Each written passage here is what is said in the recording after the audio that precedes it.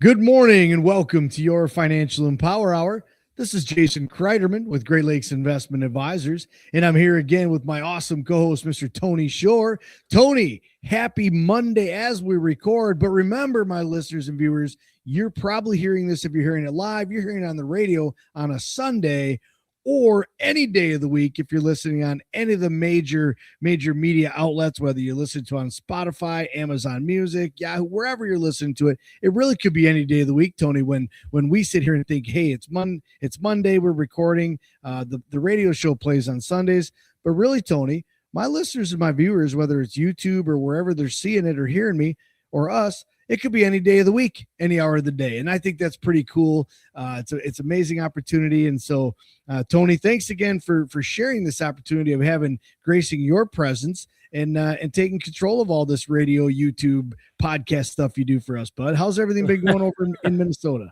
Well, things are good, although we've set a record for humidity over the last 3 days. Really? Yeah, it's currently at 81% humidity. The record is 82%. Oh, and boy. We've already exceeded the record for highest humidity for more than a 20. We've never been this humid for more than 24 hours. And I think we're going on 3 days straight. Wow. So way more than 24 hours. Congratulations and good for you guys. Way to be overachievers, Tony. Yeah, I don't know if you've ever been in, say, Savannah, Georgia, or Florida, or New Orleans in end of July, beginning of August, but that is what. And there's reasons why I have. Yes, and that's what it feels like right here. So just know that you've got that to look forward to because it always heads your direction. Right? Oh, it always does. Yep, it always does. As a matter of fact, today you're right. I mean, yesterday was pretty warm, and the humidity was coming up. Today, I stepped outside in the back parking lot about a half hour before our show.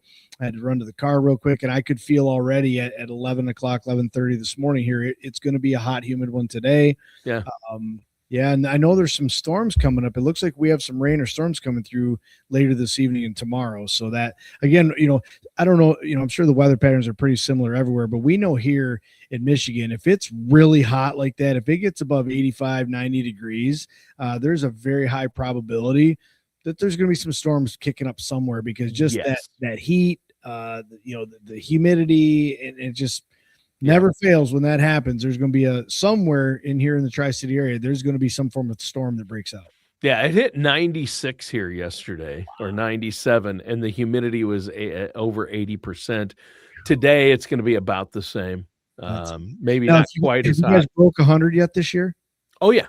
Okay, because about 2 weeks ago, it was about 2 weeks ago, and I think we talked about it on last recording then, and now, the wildfires from Canada, did you guys get bad smoke from the Canadian wildfires?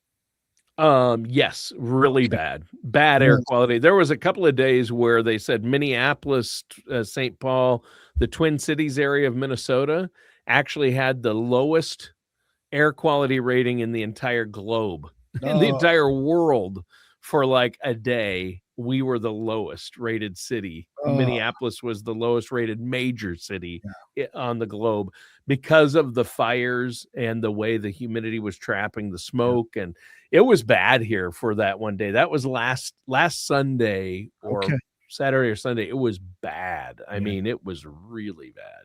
Yeah, it was really bad here. It's the week before there. It's when it hit, I want to say it was Tuesday or Tuesday. Again, this was a couple weeks ago, and it hit over 100. No, I'm sorry. What was it? 90, 95. Maybe it was over. Boy, now I can't call back. I know Carson was playing Little League, and he was supposed to play on Tuesday, and they pushed all the games to Wednesday because of heat. It was going to be too darn hot for districts. And then they're supposed to play Wednesday. Well, then they pushed it back to Thursday because the air quality was so bad. We hit when you look at the particles in air, whatever they gauge it by, there's a number that goes, they say 250 on this gauge is unhealthy. Well, we were at 500 here in mid-Michigan area. And on this gauge, apparently 500 is the highest it'll go. So chances are our air quality was even higher than that, but the gauge stops at 500, however they measure that. So, but yeah, it's pretty well cleared up now. Skies are beautiful over here. Smoke is for the most part all cleared out. It's nice and beautiful. But thank you for letting us know the next day or two are probably going to be pretty humid. I would imagine if it makes it that way over, and maybe it's different because of the lake effect. I have no idea what's going on over there, but it is really humid here. But I've been good. I know you've been doing some traveling, some business meetings. You and the kids, you were catamaraning. You told me the kids enjoyed that. You were on a catamaran. That's Yeah. amazing. Yeah, that was one of the adventures we did. It was pretty awesome. So every year through Gradient Investments, who a lot of my viewers and listeners, you recognize that name. That's the third party wealth manager who manages. They do all the research, the building, and the managing of investment portfolios for the families that I serve. And each year they have different award trips that you can go on. And I've been very fortunate to be in the top 20 in the company for the last 2 years. And this year they took myself and my family and 19 other their advisors and their families to a little place called Costa Rica. And I'd never been there. I don't know if you've ever been there, Tony, but if you have a chance, wow, what a beautiful, beautiful place. And I was 52 years old, Tony, when I realized Costa Rica is not an island. Matter of fact, I was 52 years. It was 2 weeks ago, Tony, that I'm telling you right now that I realized Costa Rica was not an island. But it was awesome. Yeah, we got to do some golfing and just a phenomenal, beautiful course. Yeah. I know I told you before the show, I won't tell all my listeners, but between the four of us in our foursome golfing, there was myself, my son Carson, Bo, who's one of the vice president of Gradient Investments, the Gradient Financial Company, and another advisor. And I will tell you, Tony, don't say the number. Between Bo, me, Todd, and Carson, we did lose double-digit golf balls. Remember, we lost double-digit golf balls. The first digit doesn't start with the 1, doesn't start with a 2. It might start with a 3 or higher, but It was higher. Hey, don't spread the number, but I tell you what, it was an extremely beautiful but extremely tough course. I mean, between the mountains and the cacti and the oceans and just everything out there was just overwhelming, but just phenomenally gorgeous. And we did get to do a catamaran trip one day. The girls loved that, and Carson and I went on a deep sea fishing trip.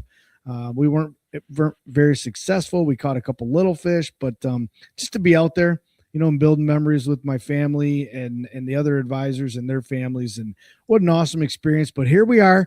This today, Monday, is the first day back in the office, back to the grind after being gone 4 days last week. And so I'm excited to see you again on the show. I'm excited to talk to my viewers and listeners. I'm really, really excited. I have a full busy week that I'm just so busy to get back and engage with all the families and all the investors that we serve. And, it truly is a passion of mine, Tony, to be able to wake up every day and come to what some people call work. And I've said it many times, I don't have the typical work, that 4-letter word. I get to come to work every day and fulfill my passion and my dreams in life to help people, to engage with people and find them where they are and help them improve in a personal, professional, and financial matter. And that is really very fulfilling for me. And so here I am, man. I'm back in the trenches. Good to talk to you, because I know we didn't record last week because of our trip there to Costa Rica, but here we are. We're back in the studio, back in the trenches, and back to doing things I really, really am passionate about and love doing on a daily basis. And one of them is we're going to talk about on the show today is called taxes in retirement. And I do, a lot of you have probably been to my tax classes. I used to do about 20 to 30 per year. Now I'm down to probably about 10 to 12 per year, but they're so highly attended. We just did 2 of them the week before I left, and we had over 30, 35 people in each class because, Tony, you and I talk about it a lot. But again, we're kind of in the know, right? We're in the trenches. This is our industry. This is what we do.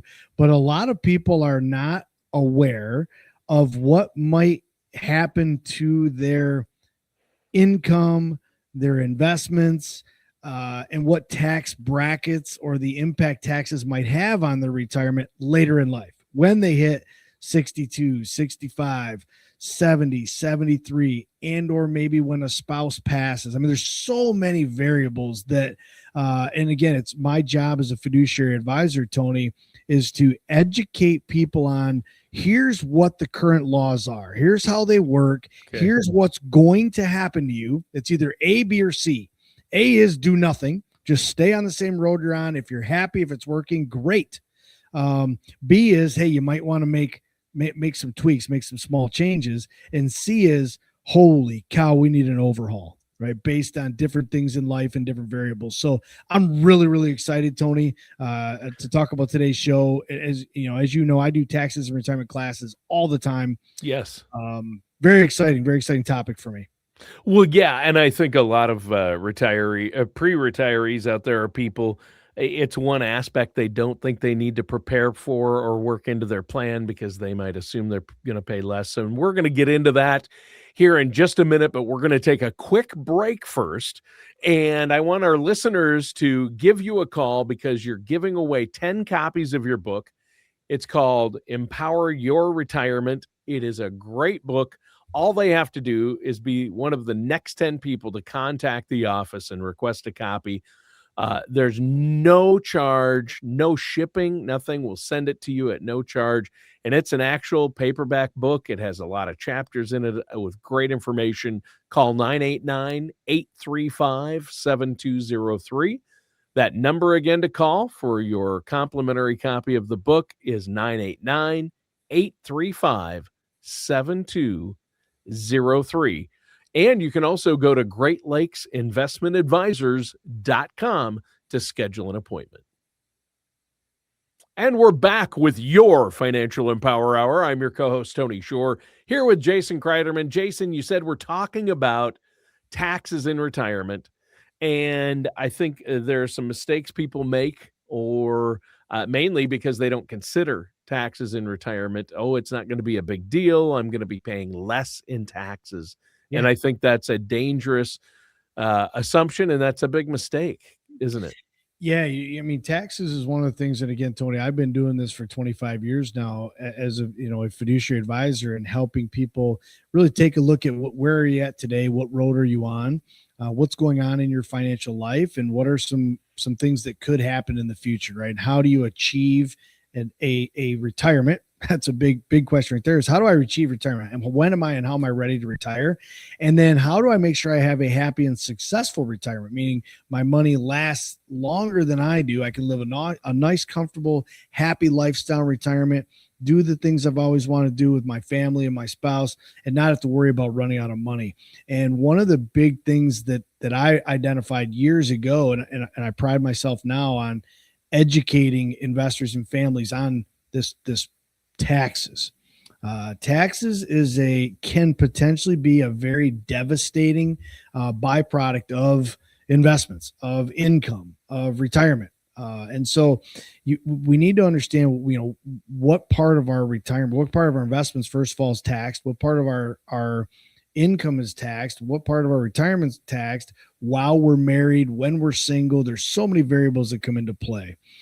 So I do think that's very, very important, Tony, to point out and to go over, right? So one of the biggest things I think that I've seen is people think they're going to be in a lower tax bracket when they're in retirement.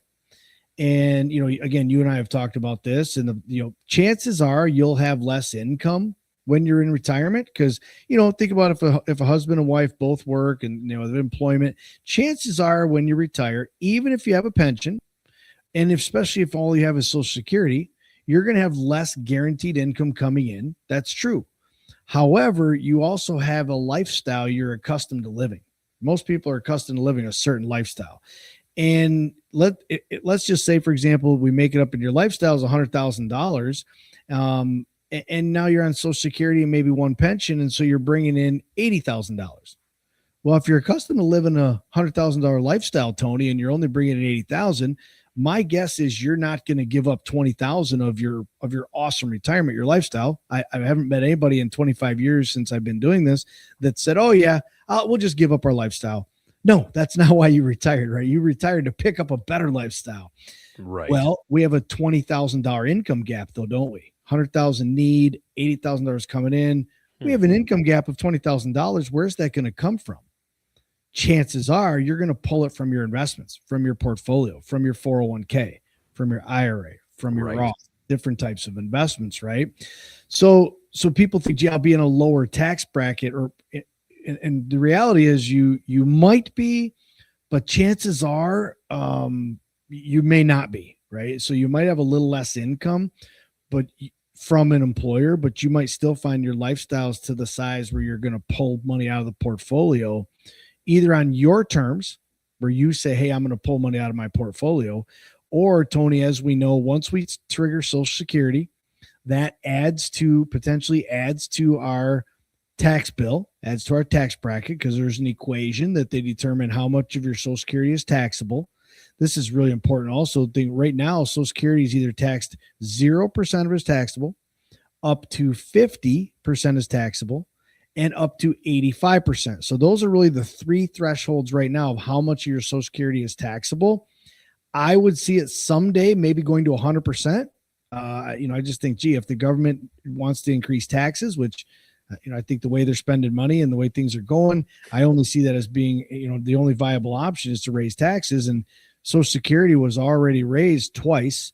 If we think about when Social Security was introduced by President Roosevelt back in 1934, he said at a fireside chat to answer a reporter's question, will we ever be taxed on this retirement income benefit? Tony, don't quote me. I wasn't there. But he said, not within my lifetime. Right. So, and what happened, Tony? What happened? They tax Social Security. Well, first, most people say, well, he died. Yeah. I mean, he passed away. It made it that long, I guess. Yeah. Well, believe it or not, Social Security was not taxed. Zero Social Security was taxed up until the early 80s. Yep. They bumped it up to being 50% taxable. And then in the early 90s, they bumped it up to be an 85% taxable. And at what point, at some point, I see that going up to 100% someday. But because the reasoning behind them doing that those two times was because to shore up the trust fund at those points, and now they have to do it again. So I imagine they'll make 100% of it taxable. Yep, I mean those were scare points, right? It went, oh my gosh, Social Security is going to run out of money. That trust fund's going dry. Yeah. So what they do, they started making it taxable to put some of that tax money back into the bucket, right? And Social Security ages as well. They're pushing that full retirement age back. It was 65, now 66. So I would see that some point in time, Tony, when I get there or you get there, we might have to wait till 70 years old to take Social Security. The longer that people wait to take it, the more money stays in the kitty, so to speak. And now they allow you to take Social Security as early as 62.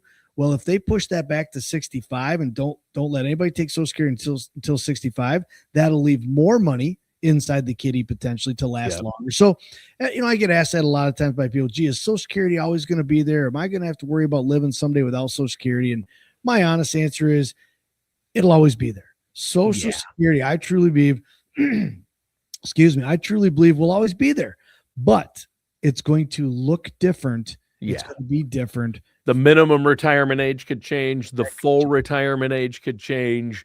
How much of it is taxable could change. Those are changes they can make to shore it up. Absolutely. I don't think they're going to let the trust fund run dry and then reduce it by 25% like people are afraid of. I agree. I think there'll be a lot of changes along the way. There always have been, and there always will. Yeah. Exactly. Yeah, I think for my kids, they'll probably have a much older full retirement age. Instead of 67, it'll probably be 70. They might pay more than 6.2% of their paychecks towards Social Security. They might be putting more into the system when they're in their working years. Those are the types of things that, yes, can change. But hopefully, I don't think our politicians, I lack trust in a lot of politicians, but hopefully they won't mess with Social Security and let the trust fund run out. That's for sure. But taxable, right? Yeah, I mean that's the one thing is it could be taxed all that much more, and so the more taxes you pay on Social Security means the less of it you get to live on. So they could squeeze your Social Security in the future. You might get less, but I truly believe we'll always get some form of Social Security benefit. Sure. Yeah. All right. Well, we're going to take another quick break here. And I know people are going to have questions. Okay, how do I plan for taxes in retirement? How much should I plan for? because you can make really expensive mistakes by not having future tax planning as part of your overall retirement income plan, where you're going to take money, when, and we're going to get into some more of that here in our next segment. But if you want to set up a consultation to ask questions about your personal situation and get a plan in place, Jason, I know you and your team there at Great Lakes Investment Advisors are happy to hear from our listeners and viewers. All they have to do to set up a no charge, no obligation consultation, pick up the phone, give Jason and his team a call at 989-835-7203. That's 989-835-7203. And you'll be happy to hear from them and talk to them. Now, listeners, you are listening to your Financial Empower Hour. I am your co-host, Tony Shore. Jason Cryderman is our host, the man with the plan. And Jason, we're talking about avoiding those tax mistakes that a lot of future retirees, as they're planning and investing, aren't paying attention to. Where is your money for retirement going to come from? Is it taxable? Is it not? That's the big question, isn't it? Yeah, I mean, where you might find yourself, most people do a really, really good job in their working years, in their 20s, 30s, 40s, 50s, saving for retirement. And they pre-plan and they put money in their 401ks before it's taxed, out of sight, out of mind. And so think about it, that money wasn't taxed. Okay, there's signal number one. Signal number two is all the growth over your 10, 20, 30-year career has been accruing inside of those retirement plans, tax deferred, which again, signal number two, not taxed. All deferred means, Tony, tax deferred means kick the can down the road, right? Sooner or later, taxes are going to come due. And then when you retire and start taking income out of that account, that's when it becomes taxable. And the whole idea was, well, we'll be in a lower we'll have less income and be in a lower tax bracket in retirement. Well, it's pretty true. You might have lower income. But the one thing we don't control is what the government does with tax brackets. And a lot of people find themselves in as high, if not a higher tax bracket in retirement after they take Social Security, which could be taxable and cause taxes on other investments. And then if you have 401ks, 403bs, 457s, IRAs, any of those other types of tax deferred accounts, we all have a very exciting date that's tied to those accounts, Tony, and that's called a required minimum distribution, an RMD. Required means by law, the IRS requires you must take a minimum distribution. You could take more. So what that says is it used to be 70 and a half. Then it was 72. Now, while we record this show, the law is 73. So all owners of those types of accounts, you are forced by law to take a required minimum distribution the year you turn 73 and every single year after that. Every year, required by law. Well, if you don't plan for that, if you aren't prepared for that, you got what might happen. How much might that add to your income that's now going to be taxable? That might make your Social Security become taxable or taxed at a higher rate, and it could throw you in a higher tax bracket. So these are all things that start to compound that if you don't plan for these ahead of time, really, if we think about taxes, nobody likes to think about taxes, Tony, nobody, until like February, March, April, right? That's the only time you ever want to think about taxes. February, March, April, yuck. Get that stuff in the mail. And if you think about it, all that is reactive. When you do your taxes every year, you are simply doing no more than reacting and inputting data. You're reacting to what happened last year. You're reacting to and then you're inputting the data, and then you're being told how much you owe or what you're getting back. Well, that is backwards. That is so backwards. Can you have control and power over something that happened last year? No, pretty tough to do. But if you do the right things now, you can have control and power over what might happen later this year or next year, or 5, 10, 15 years down the road into retirement. And that's the difference between reactive tax preparing, just do your taxes, and proactive tax planning. And that's really been a transition I've helped so many families and investors make, Tony, is start shifting their mindset from, we just got to do our taxes before April 15th to, no, I want to think about my taxes every month throughout the year, because I know every move I make, whether it be a contribution, a distribution, an allocate, whatever it is, it's going to have a positive impact on my financial future from a tax standpoint. And thinking about RMDs, how much am I going to have to take out in a required minimum distribution at age 73? Sure. What tax bracket could put you in a higher tax bracket? I've met a lot of retirees that once they get to their they get Social Security, that's more income. They get pension, that's income. They turn 73, they have to start taking out RMDs, that's more income. A lot of retirees find themselves in as high, if not a higher tax bracket in retirement. Yeah. Than when they were working. Yeah, I mean, let's say a couple was earning about $130,000 a year before retirement. Yep. Then they retire and they're receiving a total of $45,000 a year from Social Security, $30,000 in pension, and they withdraw another $65,000 a year from their IRA. They're still receiving the same amount of income, but it's actually being taxed in ways they've never anticipated. Correct. And it can affect their other things too. So, you always say, Jason, and I love this, you've said this before on shows, is it's not necessarily how much you have, but how much you keep. It's more about how much of the money you keep than what you have. And that's where tax planning and future tax planning comes into play, right? Yeah, absolutely. And that's a great saying. Thanks for reminding me that. Matter of fact, if any of my listeners that have got a free copy of my book that Tony so graciously gives away on the show, or if you haven't, please call the office. We love giving away copies of the book. You probably have read that in my book somewhere where I say there's two things that are going to negatively impact your money. Number one is stock market losses. Number two are taxes. And it's not how much you make, it's how much you keep. Right. So it's not that I made 25%. It's but how much risk, how much did you lose because the stock market took it all back because you were too risky, you were too aggressive. Same thing with taxes. It's not how much did I make, it's how much after taxes do you get to keep. Yeah. I mean, if 22% or 30% is going to Uncle Sam, then it's a joint account. People look at their IRAs and say, look what I've saved. Look what I have for retirement. Look at my money. Look at all of my money. I've got all that to use in retirement. No, you don't. The reality is that's not your money. And so that's a great point to make, Tony. All my listeners and viewers, think for him. Just listen to me. Hear what Tony just said. Listen to this. If you have an IRA, if you have a 401k, if you have a 457, if you have any type of tax deferred account, that is not 100% your money, period. Right. And some people have argued me, what do you mean? That's my money. No, it's not. Go ahead and take a withdrawal and tell me who gets money first. Or if you don't give taxes to Uncle Sam, wait next year to see what kind of penalty you get because you didn't give them their share. So you have a joint owner on every single one of those accounts. It's not your spouse. It's not your kids. It is the IRS. Yeah. It's the IRS. Now, there's another time, Tony, when people have somebody else on their accounts that they don't really, usually once they realize this, they're not real comfortable with. It's beneficiaries. Tony, how many children do you have? 3. Tony has 3 children. 3. So Tony on his IRAs, his 401ks, probably has his spouse as primary beneficiary. And then he would have his 3 children maybe as contingent beneficiaries. Now, Tony, what if I told you? At least 2 of them. At least two of the 3. I hope they're not listening to the show because now they're scratching their head saying, which one of us is getting kicked out? Oh, they know which one. Oh, they know. It's no secret. I'm just kidding. Okay.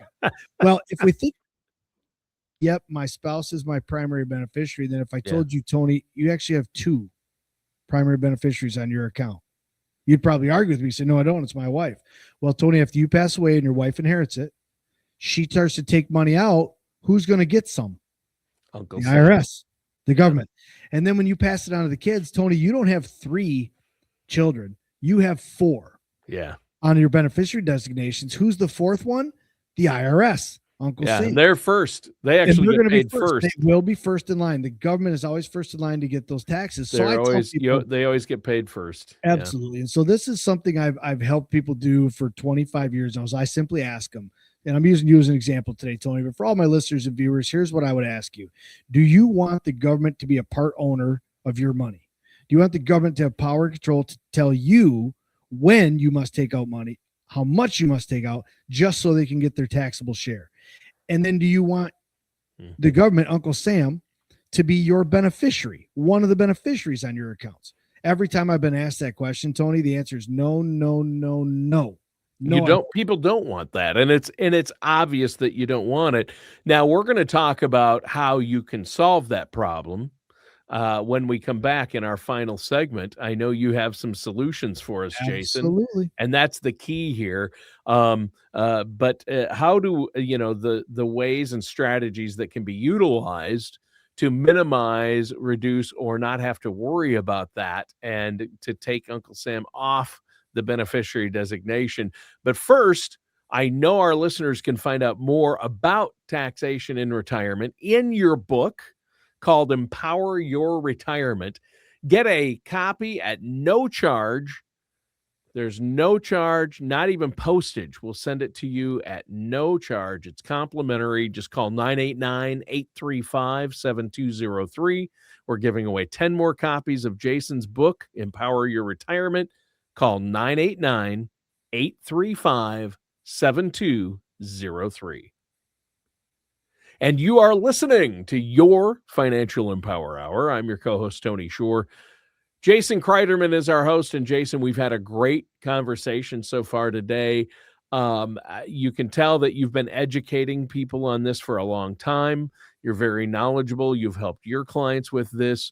And if our listeners or viewers want to find out more, they can check out your website and see when you have seminars and workshops, educational workshops about taxes in retirement and planning for that.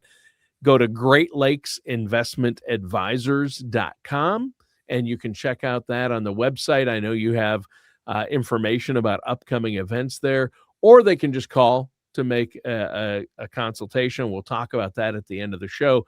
But first, you brought up a concern about ending up in retirement, how the IRS is one of your beneficiaries. They're going to get paid first, that if you have these tax deferred accounts, a big portion of it is going to go to the government. Mm-hmm. Are there solutions? Are there ways to avoid it or at least minimize that? Yeah, absolutely. And in the first segment, I mentioned, I said, when I do with families, I help you identify where you are today. What road are you on? And based on what we identify, is you're either going to do one of three things. Option A is you're going to find out, hey, I'm on exactly the right road. This is exactly where I want to be. I'm on the right path. I'm doing the right thing. I'm leading into this awesome, successful retirement. Option A is we're doing good. We don't need to make changes. Option B is, hey, you know what? You're on a pretty darn good road. It's a little smooth. It's a little unsmooth, but really we just need to do some what I call tweaking or very fine-tuning maintenance, and that'll kind of sweep the gravel off the road, make it a smoother path into retirement, and so that's really easy. Whether I help people do that, they do it on their own or with their current advisors. That's plan B is, hey, we got some gravel or some grass clippings on the road. Let's sweep those off so it's a smoother ride into and through an awesome retirement. That's option B. Option C is, oh boy, like I didn't realize what road I was on, or, hey, I was on the right road, but based on what my future looks like, that is not the right path. That is not the successful retirement I'm looking for. So now we're talking more of maybe a major overhaul, right? Now we need to make some bigger changes and they're going to have a bigger impact. And so for 25 years, Tony, this is what I've been doing. And I'm accustomed to option A, option B, option C. I'm accustomed to helping investors and families at whatever facet or method or kind of concept that they're looking to change and improve their financial future. As an independent fiduciary advisor, this is what I've been doing for 25 years. And I truly, truly take a passion in helping people in this area. Because there's two things that people, once they realize the IRS is part owner of all your tax deferred accounts, and the IRS is actually a part beneficiary as well. And they will step in line as beneficiary before your loved ones.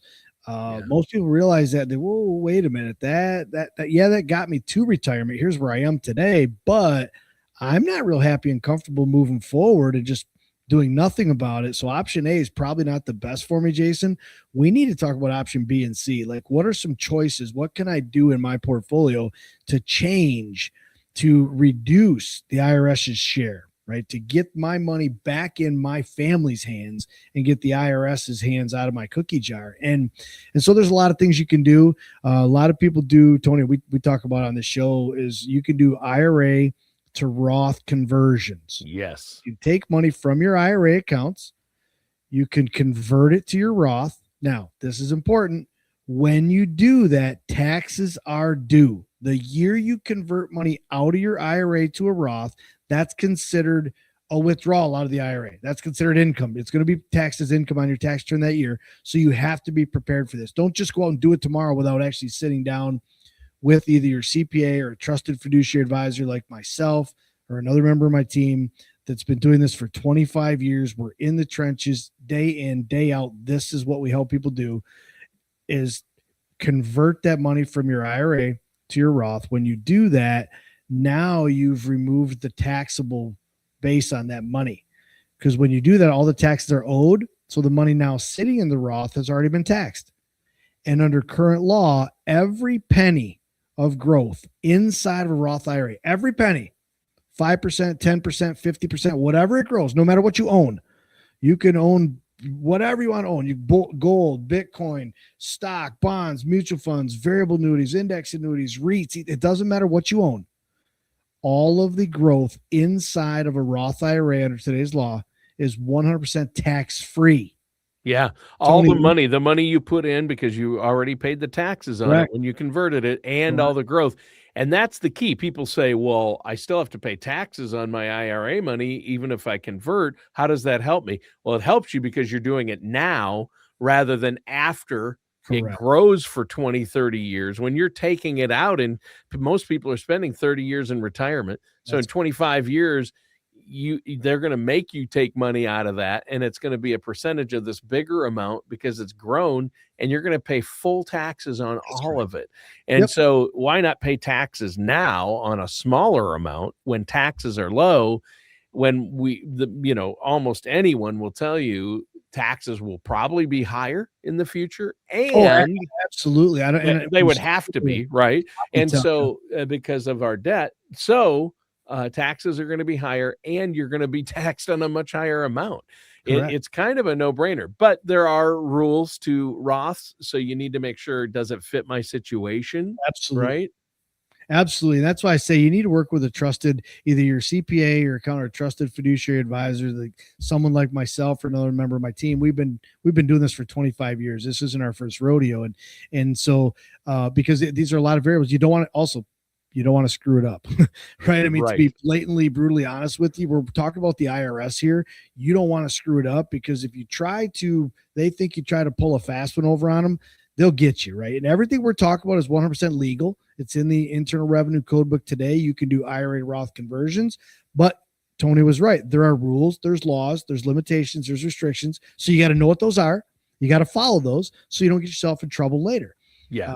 A lot of people want to convert from their 401k to their Roth. Can you do that? Yes, you can.